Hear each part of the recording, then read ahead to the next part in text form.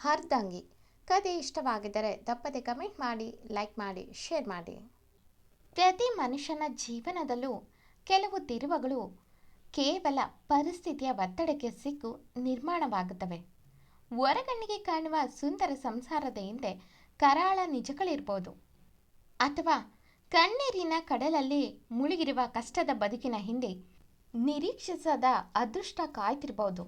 ಸೇಡು, ಅನಿವಾರ್ಯತೆ ಮತ್ತು ಸ್ವಾರ್ಥದ ತಳಹದಿಯ ಮೇಲೆ ಶುರುವಾದ ಒಂದು ಸಂಬಂಧ ನಿಧಾನವಾಗಿ ನಂಬಿಕೆ ಮತ್ತು ನಿಷ್ಕಲ್ಮಶ ಪ್ರೀತಿಯ ಮಡಿಲಾಗುವ ರೋಚಕ ಕಥನ ಇದು.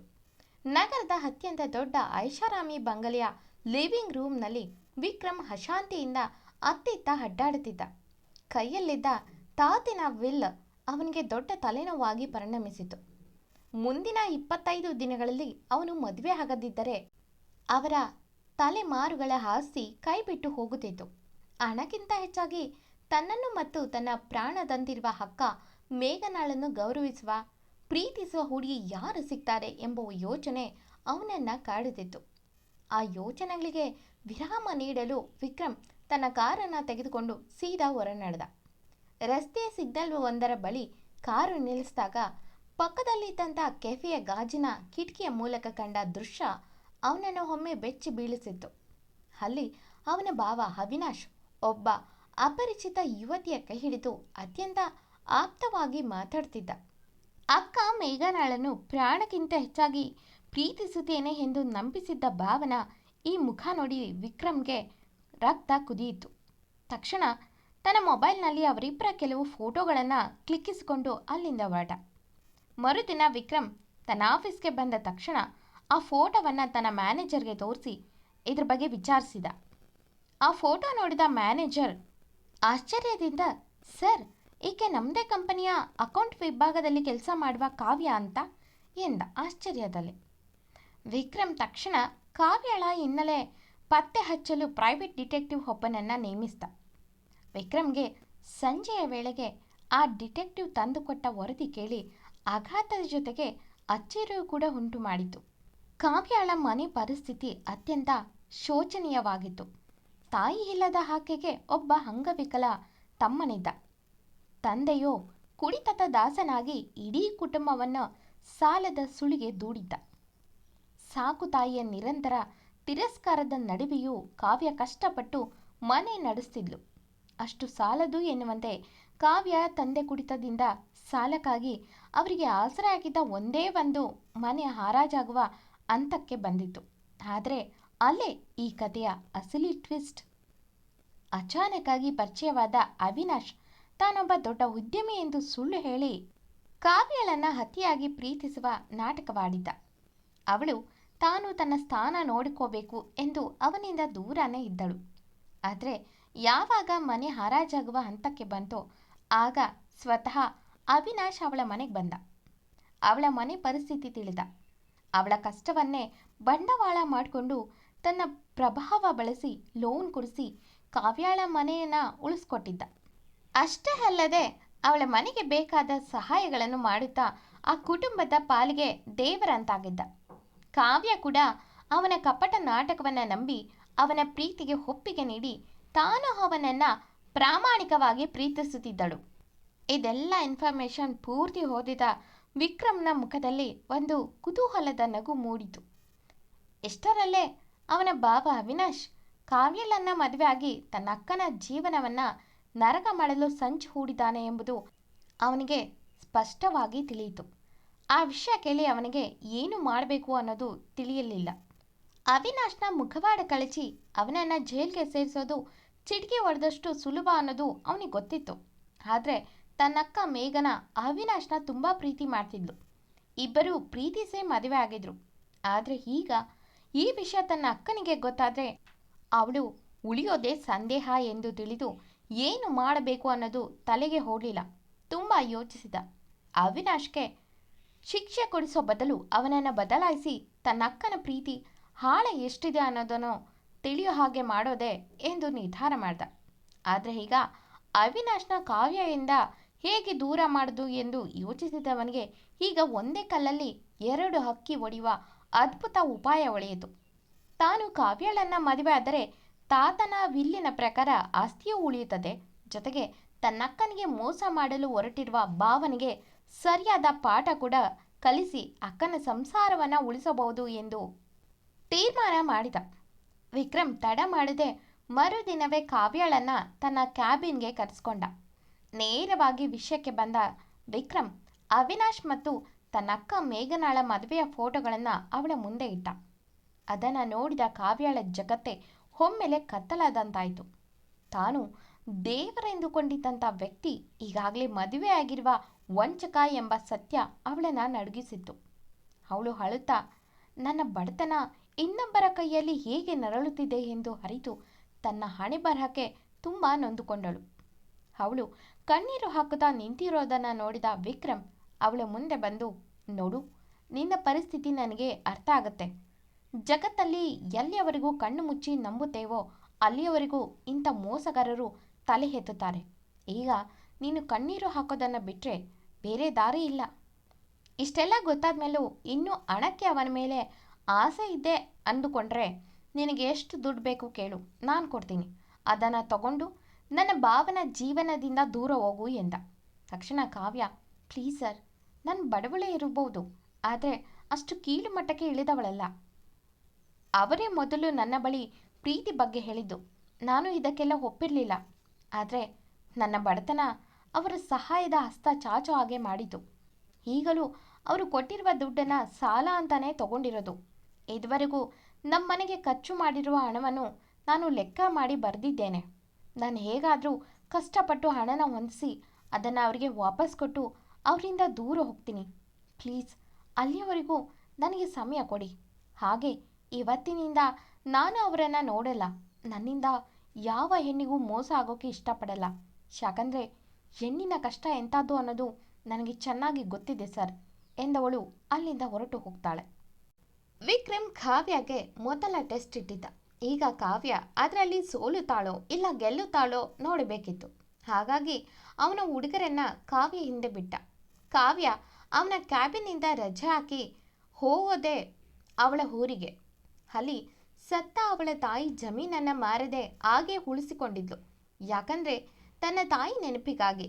ಈಗ ಅದನ್ನು ಆ ಊರಿನ ಗೌಡರಿಗೆ ಕೊಡುವುದಾಗಿ ಹೇಳಿ ಅದಕ್ಕೆ ಬದಲಾಗಿ ತನಗೆ ಜಾಸ್ತಿ ಮೊತ್ತದ ದುಡ್ಡು ಕೇಳಿದ್ಲು. ಆ ಊರಿನ ಗೌಡ ಅಲ್ಲಿ ಒಂದು ದೊಡ್ಡ ಫ್ಯಾಕ್ಟರಿ ಕಟ್ಟೋಕೆ ತುಂಬ ವರ್ಷದಿಂದ ಪ್ರಯತ್ನ ಮಾಡಿದ್ದ. ಆದರೆ ಸುತ್ತ ಜನರೆಲ್ಲ ಜಮೀನನ್ನು ಕೊಟ್ಟಿದ್ರು. ಆದರೆ ಕಾವ್ಯ ಮಾತ್ರ ಕೊಡಲು ಒಪ್ಪಿರಲಿಲ್ಲ. ಹಾಗಾಗಿ ಅವನ ಕನಸು ಕನಸಾಗೆ ಉಳಿದಿತ್ತು. ಈಗ ಕಾವ್ಯ ಕೇಳಿದ್ದು ದುಡ್ಡು ಕೊಡೋಕ್ಕೆ ಒಪ್ಕೊಂಡ. ಕಾವ್ಯ ಕೊಡಬೇಕಾದ ಮೊತ್ತ 50 ಲಕ್ಷ. ಈಗ 20 ಲಕ್ಷ ಸಿಕ್ಕಿತ್ತು. ಆದರೆ ಇನ್ನು ಉಳಿದ ದುಡ್ಡಿಗೂ ಏನು ಮಾಡುವುದು ಎಂದು ಯೋಚಿಸಿ ತಲೆ ಕೆಟ್ಟೋಯ್ತು ಅವಳಿಗೆ. ವಿಕ್ರಮ್ ಕಳಿಸಿದ್ದ ಹುಡುಗನಿಂದ ಈ ವಿಷಯ ಎಲ್ಲ ತಿಳಿದ ವಿಕ್ರಮ್ ತಾನು ಈ ಮೊದಲೇ ತೆಗೆದುಕೊಂಡ ನಿರ್ಧಾರ ಸರಿ ಇದೆ ಎಂದು ಕಾವ್ಯನ ಮತ್ತೆ ತನ್ನ ಆಫೀಸ್ಗೆ ಕರೆಸ್ದ. ಕಾವ್ಯ, ಸರ್, ಇನ್ನು 30 ಲಕ್ಷ ಆದಷ್ಟು ಬೇಗ ಅರೇಂಜ್ ಮಾಡಿ ಕೊಡ್ತೀನಿ, ಪ್ಲೀಸ್ ಸ್ವಲ್ಪ ಸಮಯ ಕೊಡಿ ಎಂದು ಕಣ್ಣು ತುಂಬಿ ಬೇಡಿಕೊಂಡ್ಳು. ಅದಕ್ಕೆ ವಿಕ್ರಮ್ ಅವಳ ಮುಂದೆ ಒಂದು ಪ್ರಸ್ತಾಪ ಇಟ್ಟ. ನೋಡು ಕಾವ್ಯ, ನಿನ್ನ ಕಷ್ಟಗಳನ್ನು ನನ್ನ ಭಾವ ದುರುಪಯೋಗ ಪಡಿಸಿಕೊಂಡಿದ್ದಾನೆ. ಈಗ ನಿನಗೆ ಅಷ್ಟು ದುಡ್ಡು ಹೊಂದಿಸೋಕೆ ಕಷ್ಟ ಆಗುತ್ತೆ. ಅದಕ್ಕೆ ನಾನು ನಿನಗೆ ಒಂದು ಆಫರ್ ಇಡ್ತೀನಿ. ನೀನು ಒಪ್ಕೊಂಡ್ರೆ ಎಲ್ಲ ಸಮಸ್ಯೆ ಬಗೆಹರಿಯುತ್ತೆ ಎಂದ. ಕಾವ್ಯಗೆ ಏನೂ ಅರ್ಥ ಆಗದೆ ಅದೇನು ಹೇಳಿ ಸರ್ ಅಂದ್ಲು. ವಿಕ್ರಮ್, ನಿನ್ನ ಇಡೀ ಕುಟುಂಬದ ಸಾಲವನ್ನು ನಾನು ತೀರಿಸ್ತೀನಿ. ನಿಮ್ಮ ಮನೆಯನ್ನು ಸಂಪೂರ್ಣವಾಗಿ ಸಾಲಮುಕ್ತ ಮಾಡಿ ನಿನ್ನ ಹೆಸರಿಗೆ ಬರೆಸಿಕೊಡ್ತೀನಿ. ನಿನ್ನ ತಮ್ಮನ ಜವಾಬ್ದಾರಿ ಇನ್ಮೇಲೆ ನನ್ನದು. ಬದಲಾಗಿ ನೀನನ್ನು ಮದುವೆ ಆಗಬೇಕು. ಆದರೆ ಇದು ಕೇವಲ ಒಪ್ಪಂದವಲ್ಲ. ನನ್ನ ಅಕ್ಕನ ಜೀವನ ಮತ್ತು ನಿನ್ನ ಸ್ವಾಭಿಮಾನ ಉಳಿಸೋಕೆ ನನಗಿರುವ ಏಕೈಕ ದಾರಿ ಇದೊಂದೇ ಎಂದ. ವಿಕ್ರಮ್ ಮಾತು ಕೇಳಿ ಕಾವ್ಯಗೆ ಇನ್ನೊಂದು ಆಘಾತ ಆಗಿತ್ತು. ಮೊದಲೇ ಒಬ್ಬ ಶ್ರೀಮಂತ ವ್ಯಕ್ತಿಯ ಮೋಸದ ಜಾಲಕ್ಕೆ ಸಿಕ್ಕಿ ನಲುಗುತ್ತಿದ್ದೀನಿ, ಈಗ ಮತ್ತೊಬ್ಬ ಎಂದು ಯೋಚಿಸಿದ್ಲು. ವಿಕ್ರಮ್, ಇದಕ್ಕಿಂತ ಬೆಟರ್ ಆಪ್ಷನ್ ಬೇರೇನಾದರೂ ಇದೆಯಾ ನಿನ್ನ ಬಳಿ ಎಂದು ಕೇಳಿದ. ನನಗೆ ಸಮಯ ಇಲ್ಲ, ಬೇಗ ಉತ್ತರ ಕೊಡು, ಇನ್ನು 1 ಗಂಟೆ ಕೊಡ್ತೀನಿ ಎಂದು ಕಾಫಿ ಸಿಪ್ ಮಾಡುತ್ತಾ ಹಾಗೆ ಕೂತ. ಕಾವ್ಯ ಅಲ್ಲೇ ಚೇರ್ ಮೇಲೆ ಕೂತವಳ ತಲೆಯಲ್ಲಿ ಸಾವಿರಾರು ಆಲೋಚನೆ ಓಡ್ತಿತ್ತು. ಕೊನೆಗೂ ಯೋಚಿಸಿದವಳು, ಈಗ ಅಂಥ ವ್ಯಕ್ತಿಯಿಂದ ದೂರ ಹೋಗಬೇಕು, ಜೊತೆಗೆ ನನ್ನಿಂದ ಇನ್ನೊಂದು ಹೆಣ್ಣು ಕಣ್ಣೀರು ಹಾಕಬಾರದು ಎಂದು ನಿರ್ಧಾರ ಮಾಡಿದವಳು ಮೊದಲಿಗೆ ಹಿಂಜರಿದ್ರೂ ಅವಿನಾಶ್ ಮಾಡಿದ ದ್ರೋಹಕ್ಕೆ ಪ್ರತೀಕಾರ ತೀರಿಸಲು ಮತ್ತು ತನ್ನ ಕುಟುಂಬದ ಭವಿಷ್ಯದ ದೃಷ್ಟಿಯಿಂದ ವಿಕ್ರಮ್ನ ಮದುವೆಯ ಪ್ರಸ್ತಾಪಕ್ಕೆ ಒಪ್ಪಿಗೆ ಸೂಚಿಸಿದ್ಲು. ಓಕೆ ಎಂದ ವಿಕ್ರಮ್ ಕೆಲವೇ ದಿನಗಳಲ್ಲಿ ಅತ್ಯಂತ ವಿಜೃಂಭಣೆಯಿಂದ ತನ್ನ ಮದುವೆಯ ವಿಷಯ ಎಲ್ಲರ ಮುಂದೆ ಪ್ರಕಟಿಸಿದ. ಮದುವೆಯ ಮಂಟಪಕ್ಕೆ ಪತ್ನಿ ಮೇಘನಾಳ ಜೊತೆ ಹೆಮ್ಮೆಯಿಂದ ಬಂದ ಅವಿನಾಶ್ ಮದುವಿನ ಜಾಗದಲ್ಲಿ ಕಾವ್ಯಾಳನ್ನ ನೋಡಿ ದಿಕ್ಕೆಟ್ಟು ಹೋದ. ಜಗತ್ತೇ ತನ್ನ ಸುತ್ತ ತಿರುಗಿದಂತಾಗಿ ಕುಸಿದು ಕೂತ. ವಿಕ್ರಮ್ ಮೆಲ್ಲಗೆ ತನ್ನ ಭಾವನ ಹತ್ರ ಬಂದು ಕಿವಿಯಲ್ಲಿ ಪಿಸುಗುಟ್ಟ. ಏನ್ ಬಾವ, ಸರ್ಪ್ರೈಸ್ ಇಷ್ಟ ಆಯ್ತಾ ಎಂದು ನಕ್ಕವನು, ನಿನ್ನ ಹಳೆ ಲೋನ್ ಎಲ್ಲ ನಾನಾಗಲೇ ಕ್ಲಿಯರ್ ಮಾಡಿದ್ದೀನಿ. ಈ ಕಳ್ಳಾಡ ಬಿಟ್ಟು ಇನ್ಮೇಲೆ ನನ್ನ ಅಕ್ಕನನ್ನ ಕಣ್ಣಲ್ಲಿ ಕಣ್ಣಿಟ್ಟು ನೋಡ್ಕೋಬೇಕು. ಅವಳ ಕಣ್ಣಲ್ಲಿ ಒಂದು ಹನಿ ಬೀಳೋ ಹಾಗಿಲ್ಲ. ಅಕಸ್ಮಾತ್ ಎಂದವನು ಸಣ್ಣಗೆ ನಕ್ಕು, ನಿನ್ನ ಹಳೆ ಚಾಳಿ ಬೇರೆ ಕಡೆ ತಿರುಗಿದ್ರೆ ಎಂದವನು ಕಾವ್ಯ ಮತ್ತೆ ಅವಿನಾಶ್ ಇರುವಂಥ ಫೋಟೋನ ತೋರಿಸಿ, ಈ ನಿಮ್ಮಿಬ್ಬರ ಹಳೆ ಫೋಟೋಗಳು ಪೊಲೀಸ್ ಸ್ಟೇಷನ್ನ ತಲುಪುತ್ತವೆ. ಅಲ್ಲಿ ನನಗೆ ಹೇಗೆ ಬೇಕೋ ಹಾಗೇ ಎಂದು ನಕ್ಕ. ಅವನ ಮಾತು ಕೇಳಿ ಅವಿನಾಶ್ ತಲೆ ತಗ್ಸಿ ನಿಂತರೆ ವಿಕ್ರಮ್ ನಗುತ್ತಾ ಸೀದಾ ಹೋಗಿ ಕಾವ್ಯ ಬಳಿ ನಿಂತ. ಇಬ್ಬರು ಆರ್ಯನ ಬದಲಾಯಿಸ್ಕೊಂಡ್ರು. ಮದುವೆ ಮುಗಿದ ಕಾವ್ಯ ವಿಕ್ರಮ್ನ ಬಂಗಲೆಗೆ ಸೊಸೆಯಾಗಿ ಬಂದ ಮೇಲಂತೂ ಅವಿನಾಶ್ನ ಅಸೂಯೆ ಮತ್ತು ಕಾಮದ ಕಣ್ಣುಗಳು ಮತ್ತಷ್ಟು ತೀಕ್ಷ್ಣವಾದವು. ಮದುವೆಯಾಗಿದ್ದರೂ ಅವಿನಾಶ್ಗೆ ಕಾವ್ಯಳ ಮೇಲಿದ್ದ ಮೋಹ ಕಮ್ಮಿ ಆಗಿರಲಿಲ್ಲ. ವಿಕ್ರಮ್ ಆಫೀಸ್ಗೆ ಹೋದಾಗಲೆಲ್ಲ ಅವಿನಾಶ್ ಮನೆಯಲ್ಲಿ ಯಾರೂ ಇಲ್ಲದ ಸಮಯದಲ್ಲಿ ಕಾವ್ಯಳನ್ನು ಹಿಂಬಾಲಿಸಲು ಶುರು ಮಾಡಿದ. ಕಾವ್ಯ ಅಡುಗೆ ಮನೆಯಲ್ಲಿದ್ದಾಗಲೋ ಅಥವಾ ಲಾದಲ್ಲಿ ಇದ್ದಾಗಲೋ ಹತ್ರ ಬಂದು, ಕಾವ್ಯ, ನಿನ್ನ ಆಸ್ತಿಗಾಗಿ ಈ ವಿಕ್ರಮ್ನ ಮದುವೆ ಆಗಿದೆಯಾ ಅಂತ ಗೊತ್ತು. ಆದರೆ ನಿನ್ನನ್ನು ನಿಜವಾಗಿ ಪ್ರೀತಿಸಿದ್ದು ನಾನು. ನಿನ್ನ ಕಷ್ಟಕ್ಕೆ ನಿಂತವನು ನಾನು. ಇನ್ನೂ ಕಾಲ ಮಿಂಚಿಲ್ಲ.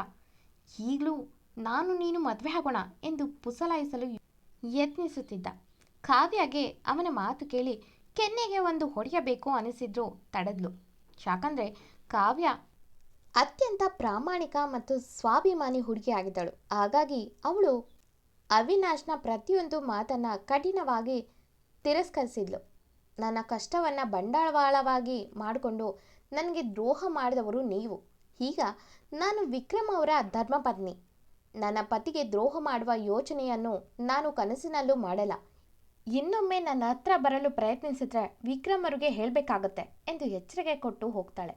ಆದರೆ ಅವಿನಾಶ್ ಅಲ್ಲಿಗೆ ಸುಮ್ಮನಾಗಲಿಲ್ಲ.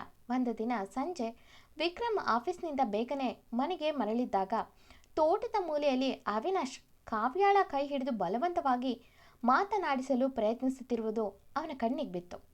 ಕಾವ್ಯ ತನ್ನ ಕೈಯನ್ನು ಬಿಡಿಸಿಕೊಳ್ಳಲು ಒದ್ದಾಡ್ತಿದ್ಲು. ಇದನ್ನು ನೋಡಿದ ತಕ್ಷಣ ವಿಕ್ರಮ್ಗೆ ಕೋಪ ನೆತ್ತಿಗೇರಿತು. ಅವನು ವೇಗವಾಗಿ ಬಂದು ಅವಿನಾಶ್ನ ಹಿಂದಕ್ಕೆ ತಳ್ಳಿ ಕಾವ್ಯಳನ್ನ ತನ್ನ ಬೆನ್ನೆಯಿಂದ ಎಳೆದುಕೊಂಡ.